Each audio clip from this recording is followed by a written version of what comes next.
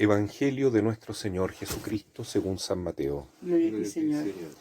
Se acercaron a Jesús los discípulos de Juan Bautista y le dijeron: ¿por qué nosotros y los fariseos ayunamos mucho, mientras que tus discípulos no ayunan?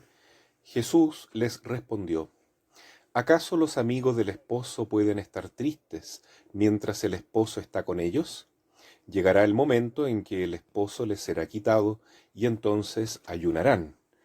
Palabra del Señor. Gloria y honor a ti, Señor Jesús. Asiento. Hoy día, viernes, es un día de ayuno que la Iglesia proclama importantemente para tomar en cuenta. Ayuno en muchos sentidos, pero especialmente de contenerse, ¿no es cierto?, de no comer carne, salvo carne de pescado, y también de tratar de comer un poco menos, de hacer algunas mortificaciones, tratar de dejar algunos hábitos que no son malos, pero que a lo mejor los podemos cambiar en este tiempo de Cuaresma por hábitos de oración, de buenas obras y de mortificación precisamente. Ahora, tampoco se debe caer en la Cuaresma en el espíritu del yogi, ¿no es cierto?, de la India, que busca simplemente controlar su cuerpo, dormir en una cama de clavos porque así demuestra su poderío, o simplemente ayunar para tener una mejor figura, ¿no es cierto?, para tratar de mejorar el tema de los índices de la salud. Esos no son motivos malos, pero el sentido del ayuno, Jesús lo dice hoy día claramente en este Evangelio, ¿ya?, en que llegan los discípulos de Juan Bautista, nada menos, y le piden a Jesús una explicación. Los discípulos de Juan Bautista no son fariseos, no son personas malas, no son personas que denostan a Cristo, pero que tienen una diferencia, hacen diferencia, ¿no? Ven unos matices ahí importantes, ¿no?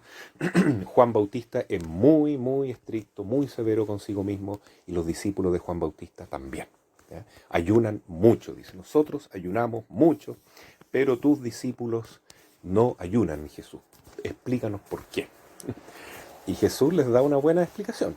Les dice: ¿acaso pueden ayunar los amigos del esposo cuando el esposo está con ellos? Si el esposo les es quitado, entonces ahí necesitan ayunar para volver a estar unidos al esposo. Conclusión: el ayuno no es un fin en sí mismo. Hacer obras de caridad, limosna, no es un fin en sí mismo.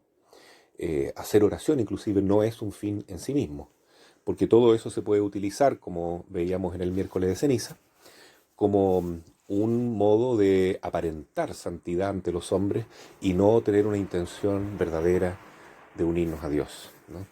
El verdadero fin del ayuno, el verdadero fin de la oración, el verdadero fin de la limosna es unirnos a Cristo.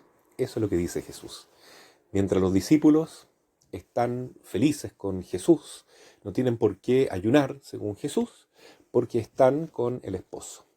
Mientras uno está en estado de gracia, uno está con el esposo, la iglesia que está unida con el esposo. Y ese es el fin de nuestra vida cristiana. Si viene el sacrificio, si viene la cruz, bienvenida sea, porque eso nos va a unir más al esposo. Pero no buscamos el sufrimiento en sí mismo, ¿no es cierto? Ese es el llamado que nos hace Jesús: mejorar la intención de nuestros actos en este tiempo de Cuaresma y ver siempre que lo único que importa es estar unidos al Señor, nada más. Esta lección no es fácil aprenderla, porque nos cuesta mucho despegar nuestro ego de lo más importante y dejar a Cristo en primer lugar. Nos cuesta muchísimo. Incluso a la Santísima Virgen le costó. Siendo ella la Inmaculada, siendo ella la Purísima, nadie amaba más a Jesús que la Virgen. Ella también tuvo que pasar por una serie de momentos en que necesitó olvidarse más todavía de sí misma para poder acompañar a Jesús en su tarea. Por ejemplo, cuando Jesús se perdió en el templo, Jesús lo hizo a propósito.